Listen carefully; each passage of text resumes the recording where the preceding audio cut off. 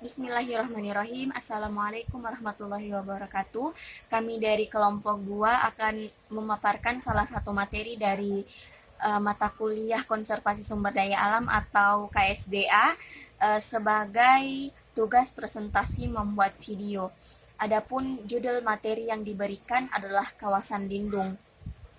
Sebelum masuk ke inti pembahasan, saya atas nama Nurul Azizah dengan NIM 6031180770 yang merupakan salah satu anggota dari kelompok 2 akan memaparkan sebagian materi dari kawasan lindung. Yang pertama adalah apa itu kawasan lindung atau bagaimana definisi kawasan lindung. Nah, menurut keputusan Presiden nomor 32 tahun 1990, kawasan lindung adalah kawasan yang ditetapkan untuk melindungi lingkungan hidup yang mencakup tentang sumber daya alam, sumber daya buatan, dan juga nilai sejarah, serta budaya bangsa guna untuk pembangunan berkelanjutan. Selain itu, kawasan lindung adalah upaya penetapan, perlindungan, dan juga pengendalian pemanfaatan kawasan lindung. Yang kedua adalah tujuan dari kawasan lindung. Pengelolaan kawasan lindung ini bertujuan untuk mencegah timbulnya kerusakan fungsi terhadap lingkungan hidup. Yang ketiga, kita akan membahas mengenai kawasan apa saja yang dijadikan sebagai kawasan lindung, di mana kawasan lindung ini telah diakui dan disahkan berdasarkan keputusan Presiden nomor 32 tahun 1990 dan berdasarkan peraturan pemerintah nomor 26 tahun 2008 serta peraturan Menteri Lingkungan Hidup nomor 5 tahun 2012. Adapun kawasan ini terdiri dari 41 kawasan, di antaranya ada kawasan hutan lindung, ada kawasan bergambut, ada kawasan resapan air, ada sempadan pantai, ada sempadan sungai, kemudian ada kawasan sekitar danau atau waduk, ada kawasan suaka alam yang terdiri dari hutan wisata, kemudian ada perlindungan plasma-nutfa, ada daerah pengungsian satwa, kemudian ada kawasan sekitaran mata air, kemudian ada kawasan suaka alam laut dan perairan lainnya, ada kawasan pantai berhutan bakau, ada taman nasional, kemudian ada kawasan hutan raya, ada kawasan wisata alam, ada kawasan cagar budaya dan ilmu pengetahuan, kemudian ada kawasan rawan bencana, ada kawasan atau ruang terbuka hijau, ada kawasan tanah longsor, ada kawasan gelombang pasang, ada kawasan rawan banjir, kawasan cagar geologi, kawasan rawan bencana dan geologi, kemudian ada kawasan yang memberikan perlindungan terhadap air tanah, ada cagar biosfer, ada Ramsar, ada taman buru, ada kawasan perlindungan plasma nutfa, ada kawasan pengungsian satwa, ada terumbu karang, kemudian ada kawasan koridor dari jenis satwa atau biota laut, kemudian ada kawasan rawa letusan gunung berapi, kemudian ada kawasan rawan gempa bumi, ada kawasan gerakan tanah, ada kawasan yang terletak di zona patahan aktif, kemudian ada kawasan rawan tsunami, ada kawasan rawan abrasi, ada kawasan rawan bahaya dan gas beracun, kemudian ada kawasan imbuhan air tanah, ada sempadan mata air, kawasan keunikan batuan dan fosil, ada kawasan keunikan bentang alam, dan yang terakhir adalah kawasan proses geologi. Selanjutnya yaitu kawasan hutan lindung, di mana hutan lindung ini merupakan hutan yang keberadaannya dilindungi karena bermanfaat dalam menjaga ekosistem. Selain itu, hutan lindung merupakan wilayah hutan yang luas dan memiliki aneka ragam flora dan fauna yang terbentuk secara alami maupun buatan. Adapun fungsi dari hutan lindung itu sendiri yaitu sebagai pengontrol tata air, menjaga terjadinya erosi, di mana resiko erosi ini akan meningkat jika pada suatu lahan memiliki tanah yang di atasnya tidak ada tutupan ataupun tanah yang terbuka. Eh, dengan adanya hutan lindung ini dapat memperkuat struktur tanah berkat adanya akar-akar pohon sebagai penahan tanah. Kemudian untuk mencegah terjadinya banjir, di mana hutan lindung berpotensi dalam menampung air hujan sehingga menjadi pengendali banjir yang efektif. Kemudian untuk mencegah terjadinya sedimentasi dan menjaga fungsi hidrologis tanah.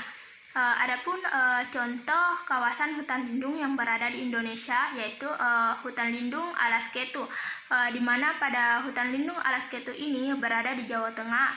Pada hutan lindung Alas Ketu ini sebagian besar ditumbuhi oleh pepohonan seperti pohon jati, mahoni, dan akasia. Pada hutan lindung Alas Ketu ini bisa dibilang wilayah hutannya tidak terlalu luas, yaitu sekitar 30 hektar. Namun pada hutan lindung Alas Ketu ini dia dapat menjaga lingkungan di sekitarnya ketika dalam kesulitan sumber air ketika musim kemarau. Selanjutnya yaitu kawasan bergambut. Kawasan bergambut merupakan kawasan yang unsur pembentuk tanahnya sebagian besar berasal dari bahan organik yang tertimbun dalam waktu yang lama. Bahan organik di sini merupakan bahan di dalam ataupun permukaan tanah yang berasal dari sisa-sisa manusia, tumbuhan ataupun hewan yang mengalami dekomposisi lanjut atau berada dalam proses dekomposisi. Adapun fungsi dari kawasan bergambut itu sendiri yaitu mengendalikan hidrologis wilayah, penambat air, mencegah terjadinya banjir, dan menjaga ekosistem yang khas di kawasan yang bersangkutan. Selanjutnya yaitu kawasan resapan air, di mana kawasan resapan air ini merupakan kawasan yang berpotensi dalam meresapkan air hujan sehingga dijadikan sebagai tempat pengisian air yang berguna sebagai sumber air. Adapun fungsi dari kawasan resapan air itu sendiri yaitu memberikan ruang yang cukup bagi peresapan air hujan di dalam daerah tertentu, kemudian berfungsi sebagai penanggulangan banjir. Selanjutnya yaitu sempadan pantai, di mana sempadan pantai di sini merupakan kawasan tertentu di sepanjang pantai yang berfungsi dalam menjaga kelestarian fungsi pantai itu sendiri. Selain itu, sempadan pantai ini berfungsi dalam menjaga wilayah pantai dari aktivitas manusia yang dapat mengganggu kelestarian fungsi pantai itu sendiri. Kemudian ada sempadan sungai, di mana sempadan sungai di sini merupakan pemisah antara daerah sungai dan daerah daratan, dan sempadan sungai di sini berfungsi dalam mempertahankan kelestarian fungsi sungai itu sendiri, kemudian mengamankan aliran sungai dan menjaga kualitas sungai, kondisi fisik baik dari pinggir ataupun dasar sungai itu sendiri. Baik, kawasan sekitar danau atau waduk, kawasan tertentu yang di sekeliling danau yang mempunyai manfaat penting untuk mempertahankan kelestarian fungsi danau atau waduk. Fungsinya adalah untuk melindungi danau atau waduk dari kegiatan budidaya yang dapat mengganggu kelestarian fungsi waduk atau danau. Kemudian kawasan sekitar mata air, kawasan di sekeliling mata air yang mempunyai manfaat penting untuk mempertahankan kelestarian. Fungsi adalah untuk melindungi mata air dari kegiatan budidaya yang dapat merusak kualitas air dan kondisi fisik kawasan sekitarnya. Kawasan suaka alam, hutan wisata perlindungan plasma daerah pengungsian satwa. Kawasan dengan ciri khas tertentu baik di darat maupun di perairan yang mempunyai fungsi pokok sebagai kawasan pengawetan keragaman jenis tumbuhan dan satwa beserta ekosistemnya. Fungsi yaitu untuk melindungi keanekaragaman biota, tipe ekosistem, gejala dan keunikan alam bagi kepentingan plasma nutfah, ilmu pengetahuan dan pembangunan pada umumnya. Kemudian kawasan pantai berhutan bakau, kawasan pesisir laut yang merupakan habitat alami hutan bakau atau mangrove yang berfungsi memberi perlindungan kepada peri kehidupan pantai dan lautan. Kemudian kawasan suaka alam laut dan perairan lainnya, daerah yang mewakili ekosistem khas di lautan maupun perairan lainnya. yang merupakan habitat alami yang memberikan tempat maupun perlindungan bagi perkembangan keanekaragaman tumbuhan. Kemudian ada Taman Nasional. Taman Nasional adalah kawasan pelestarian alam yang dikelola dengan sistem zonasi yang dimanfaatkan untuk tujuan pengembangan ilmu pengetahuan, pendidikan, pariwisata, dan rekreasi. Selanjutnya ada Taman Hutan Raya. Taman Hutan Raya yaitu kawasan pelestarian yang terutama dimanfaatkan untuk koleksi tumbuhan dan atau satwa alami dan buatan, jenis asli dan bukan asli, pengembangan ilmu pengetahuan, pendidikan dan latihan, budaya, pariwisata, dan rekreasi. Selanjutnya Taman Wisata Alam. Merupakan kawasan pelestarian alam di darat maupun di laut yang terutama dimanfaatkan untuk pariwisata dan rekreasi alam. Selanjutnya ada kawasan cagar budaya dan ilmu pengetahuan. Kawasan yang merupakan lokasi bangunan hasil budaya manusia yang bernilai tinggi maupun bentukan geologi alami yang khas. Adapun kawasan rawan bencana. Kawasan rawan bencana itu kawasan yang sering atau berpotensi tinggi mengalami atau alami bencana alam. Kemudian selanjutnya cagar alam.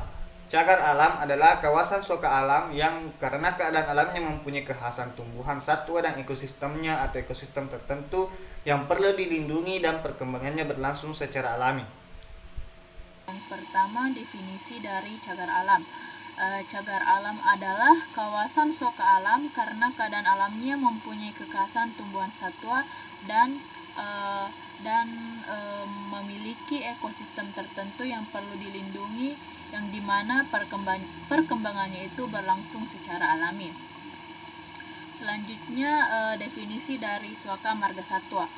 Suaka marga satwa adalah kawasan suaka alam yang mempunyai ciri khas berupa keanekaragaman atau keunikan jenis satwa yang untuk kelangsungan hidupnya dapat dilakukan pembinaan terhadap habitatnya. Selanjutnya definisi dari kawasan perlindungan plasma-nutfah, yang dimana kawasan perlindungan ini memiliki areal jenis plasma-nutfah tertentu yang belum terdapat di dalam kawasan konservasi yang telah ditetapkan. Kawasan perlindungan ini merupakan tempat pemindahan satwa yang merupakan tempat kehidupan baru bagi satwa tersebut. Dan kawasan perlindungan ini memiliki luas yang cukup dan lapangan yang tidak membahayakan. Selanjutnya saya akan menjelaskan kriteria penetapan kawasan lindung, yang dimana jenis kawasan lindung: kawasan hutan lindung, kawasan bergambut, kawasan resapan air, sempadan pantai, dan kawasan cagar alam, budaya, dan ilmu pengetahuan, yang dimana pada keputusan Presiden nomor 32 tahun 1990 tentang pengelolaan kawasan hutan lindung berubah pada peraturan pemerintah nomor 26 tahun 2008 tentang RT/RW, yang dimana pada kawasan hutan lindung yang berubah itu, yang pertama, kemiringan lereng, intensitas hujan yang jumlah hasil perkalian bobotnya sama dengan 175, dan yang kedua, kemiringan lereng paling sedikit 40%, yang ketiga, ketinggian paling sedikit 2000 meter di atas permukaan laut. Pada kawasan hutan bergambut, pada peraturan pemerintah nomor 26 tahun 2008 tentang RT/RW tetap sama, sedangkan pada kawasan resapan air kemampuan yang tinggi untuk meresapkan air hujan dan sebagai pengontrol tata air permukaan. Untuk sempadan pantai sendiri, yang pertama, sepanjang tepian laut dengan jarak paling sedikit 100 meter dari titik pasang air laut tertinggi ke arah darat. Dan yang kedua, daratan sepanjang tepian laut yang bentuk dan kondisi fisik pantainya curam atau terjal dengan jarak proporsional terhadap bentuk dan kondisi fisik pantai. Kawasan cagar budaya dan ilmu pengetahuan. ditetapkan dengan kriteria sebagai hasil budaya manusia yang bernilai tinggi dan dimanfaatkan untuk perkembangan ilmu pengetahuan. Klasifikasi dan nilai skor faktor kelerengan. Nah, di sini klasifikasi dan nilai skor faktor kelerengan terdapat 5 kelas, yaitu di mana pada kelas pertama itu kelerengan 0 sampai 8%. Di sini termasuk diklasifikasikan pada lahan datar dengan nilai skor 20. Kemudian kelas kedua yaitu 8 sampai 15% diklasifikasikan pada lahan landai dengan skor 40. Nah, kemudian pada kelas ketiga yaitu memiliki kelerengan 15 sampai 25%, diklasifikasikan pada lahan agak curam dengan nilai skor 60. Kemudian pada kelas keempat yaitu kelerengan 25 sampai 40 diklasifikasikan pada lahan curam dengan nilai skor 80.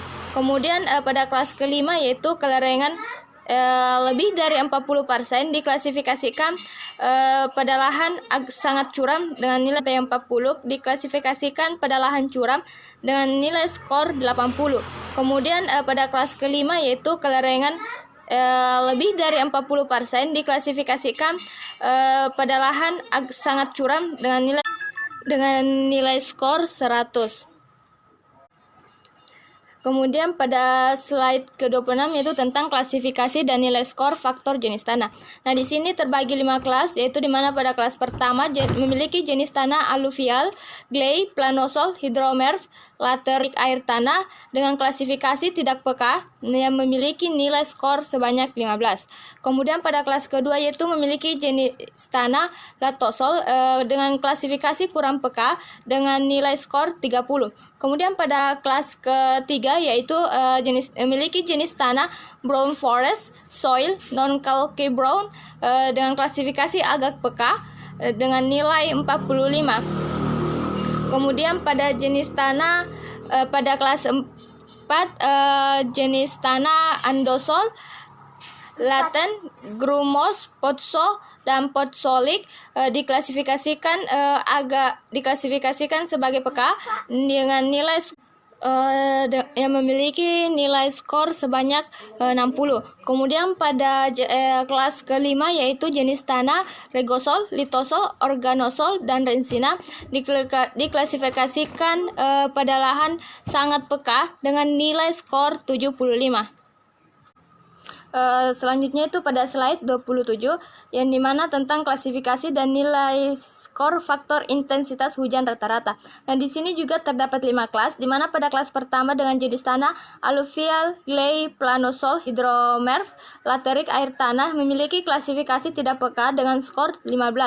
Kemudian pada kelas kedua yaitu dengan memiliki jenis tanah latosol diklasifikasikan kurang peka dengan memiliki nilai skor sebanyak 30. Kemudian pada kelas ketiga jenis tanah brown forest soil non calcareous brown mediterranean itu memiliki klasifikasi agak peka dengan skor 45. Kemudian pada kelas keempat andosol, laten, grumos, potso, potsolik memiliki klasifikasi peka dengan nilai skor 60. Kemudian pada kelas kelima yaitu jenis tanah regosol, litosol, organosol, dan rensina dengan klasifikasi sangat peka yang memiliki nilai skor sebanyak 75. Kemudian pada slide 28 yaitu kriteria kesesuaian lahan untuk permukiman. Nah, kriteria yang pertama yaitu ketersediaan air bersih. Nah, ketersediaan air bersih ini sangat sesuai dengan hujan, sungai atau sumur yang memiliki kedalaman 10 meter. Kemudian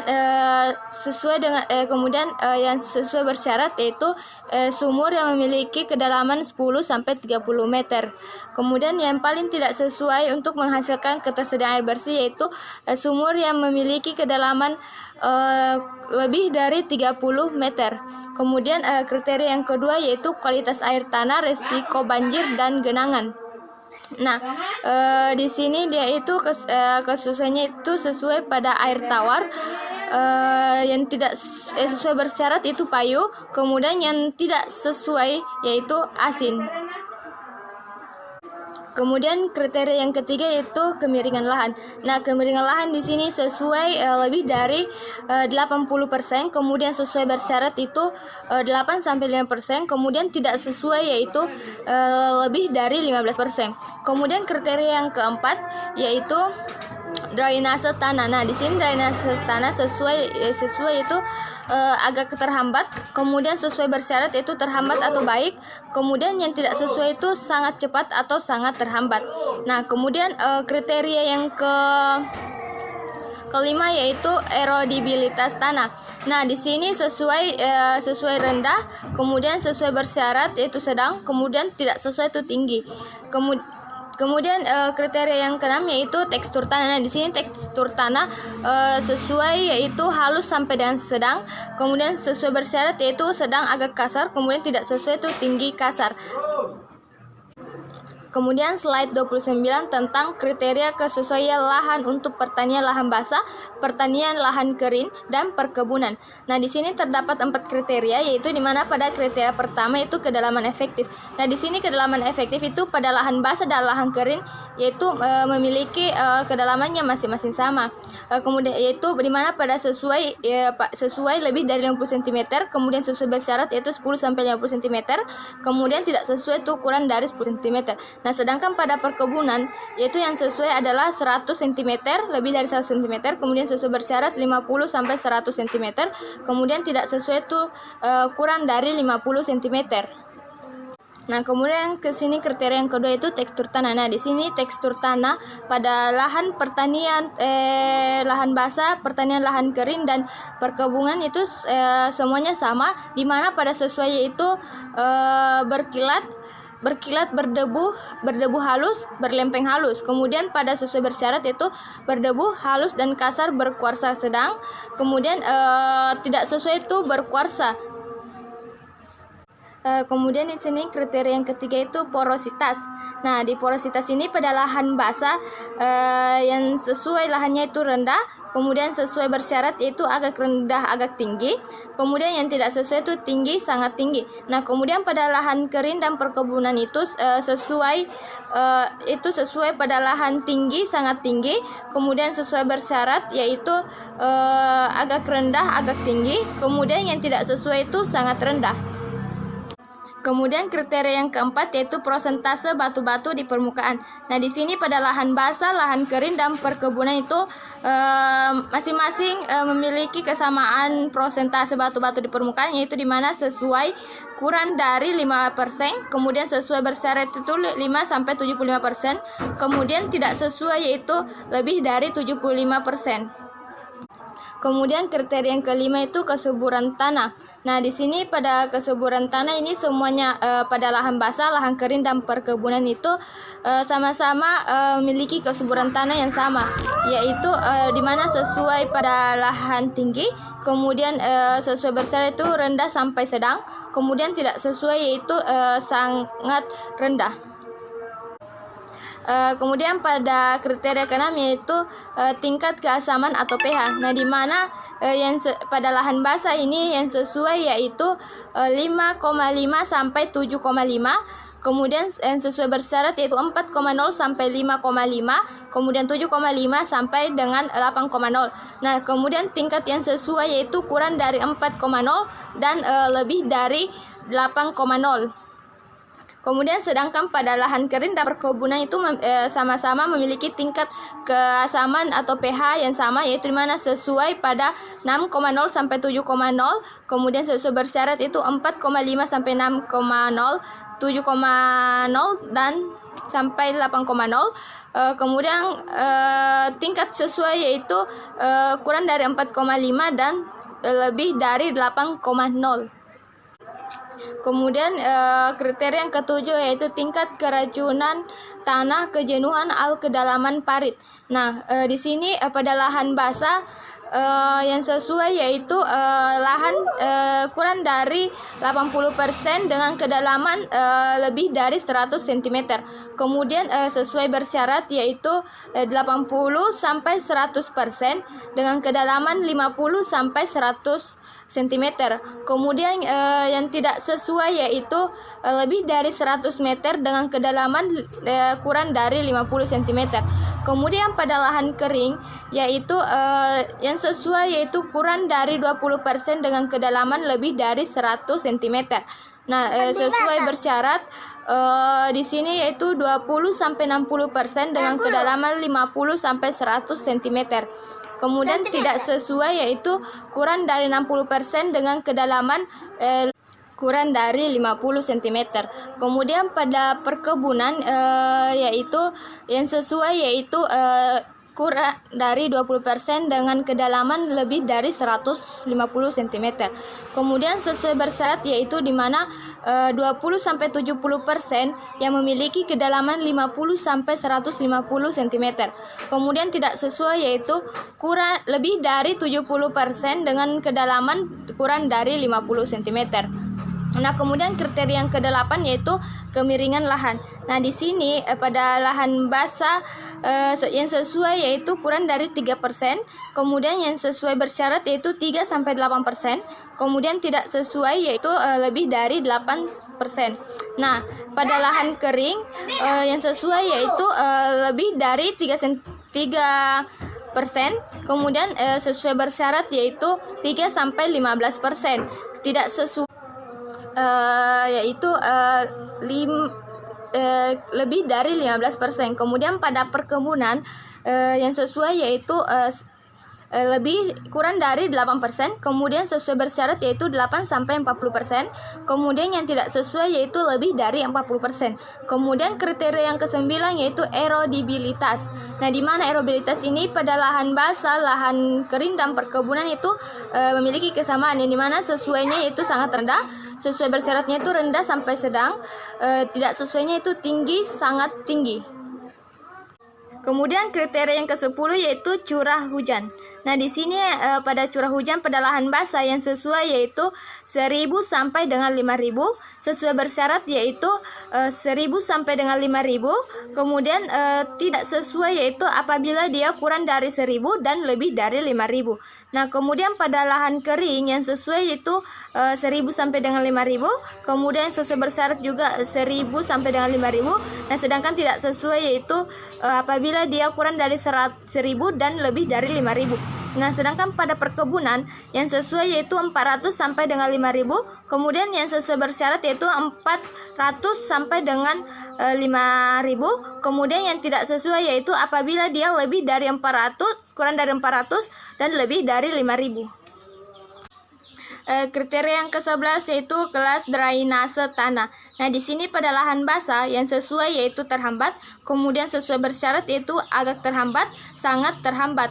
Kemudian tidak sesuai yaitu baik, agak cepat dan sangat cepat. Kemudian pada lahan kering yang sesuai yaitu baik, kemudian sesuai bersyarat yaitu agak cepat. Kemudian tidak sesuai yaitu cepat sampai sangat cepat. Terhambat sampai dengan sangat terhambat. Kemudian pada perkebunan yaitu sesuai baik, kemudian sesuai bersyarat itu agak cepat, kemudian yang tidak sesuai yaitu cepat sampai sangat cepat, terhambat sampai sangat terhambat. Selanjutnya itu kriteria yang ke-12 yaitu banjir dan genangan musiman. Nah, di sini pada lahan basah yang sesuai yaitu tanpa, kemudian sesuai bersyarat itu antara 2 sampai 7 bulan tanpa ada genangan permanen. Kemudian yang tidak sesuai yaitu lebih dari 7 bulan dan atau tergenang permanen. Kemudian pada lahan kering yang sesuai yaitu tanpa, kemudian sesuai bersyarat itu antara 2 sampai 4 bulan tanpa ada genangan permanen. Kemudian yang tidak sesuai yaitu lebih dari 4 bulan dan atau tergenang permanen. Kemudian pada perkebunan yaitu sesuai tanpa, kemudian perkebunan yaitu antara 2 sampai 4 bulan, kemudian yang tidak sesuai yaitu lebih dari 4 bulan dan atau tergenang permanen. Kemudian pada perkebunan yaitu sesuai tanpa kemudian perkebunan yaitu antara 2 sampai 4 bulan atau bulan tanpa ada genangan permanen. Kemudian tidak sesuai yaitu lebih dari 4 bulan dan atau tergenang permanen. Kemudian kriteria yang terakhir yaitu ketinggian, di mana pada lahan basah yang sesuai yaitu memiliki ketinggian kurang dari 5.000 meter, kemudian sesuai bersyarat yaitu 500 sampai dengan 1.000 meter, kemudian yang tidak sesuai yaitu lebih dari 1.000 meter. Nah, di mana pada lahan kering yang sesuai yaitu kurang dari 500 meter, kemudian sesuai bersyarat yaitu 500 sampai 1.500 meter, kemudian yang tidak sesuai yaitu lebih dari 1.500 meter. Kemudian pada perkebunan yang sesuai yaitu kurang dari 5.000 meter, kemudian sesuai bersyarat yaitu 500 sampai 1.500 meter, kemudian yang tidak sesuai yaitu lebih dari 1.500 meter. Yaitu fase penetapan kawasan konservasi, di mana fase penetapan kawasan konservasi ini terbagi menjadi 4 fase, yaitu yang pertama fase penunjukan kawasan, yang kedua yaitu fase penataan batas kawasan, yang ketiga fase pemetaan batas kawasan, dan yang keempat fase penetapan kawasan. Pada fase yang pertama yaitu fase penunjukan kawasan. Penunjukan kawasan konservasi hutan ini merupakan langkah utama dalam proses pengukuhan kawasan hutan. Penunjukan kawasan dapat dilakukan berdasarkan wilayah atau area tertentu, baik secara parsial atau wilayah provinsi yang berdasarkan keputusan Menteri Kehutanan. Area yang ditunjuk sebagai kawasan konservasi hutan dapat berasal dari wilayah yang mengalami perubahan dan fungsi kawasan hutan, ataupun wilayah yang secara parsial yang asal mulanya bukan berasal dari kawasan hutan. Kemudian fase yang kedua yaitu fase penataan batas kawasan, di mana pada fase penataan batas kawasan ini dilakukan terhadap batas-batas wilayah yang bersinggungan dengan kawasan budidaya atau non-hutan maupun perbatasan fungsi-fungsi hutan yang lainnya, seperti hutan produksi.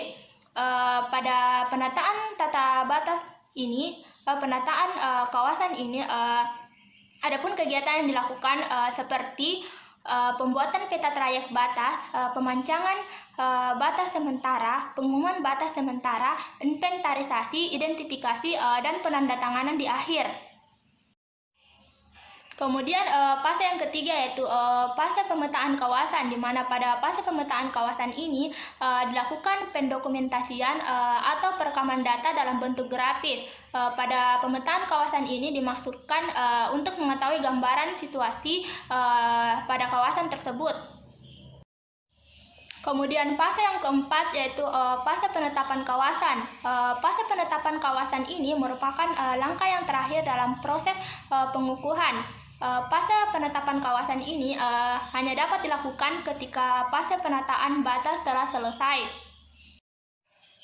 Kemudian kawasan konservasi di Indonesia, seperti yang kita lihat pada tabel yang tertera berikut, telah dilakukan pendataan pada kawasan konservasi di Indonesia, dan hasil data menunjukkan bahwa kawasan konservasi di Indonesia berjumlah sebanyak 11 kawasan, yang dimana juga telah dilakukan pendataan pada jumlah uniknya pada keseluruhan kawasan di Indonesia tersebut, yaitu hasilnya dapat dilihat pada tabel yang tertera. Kemudian juga dilakukan pendataan secara keseluruhan luas yang telah didata pada kawasan konservasi tersebut, yaitu sebanyak 11 kawasan, dan luas keseluruhannya dapat dilihat pada tabel berikut.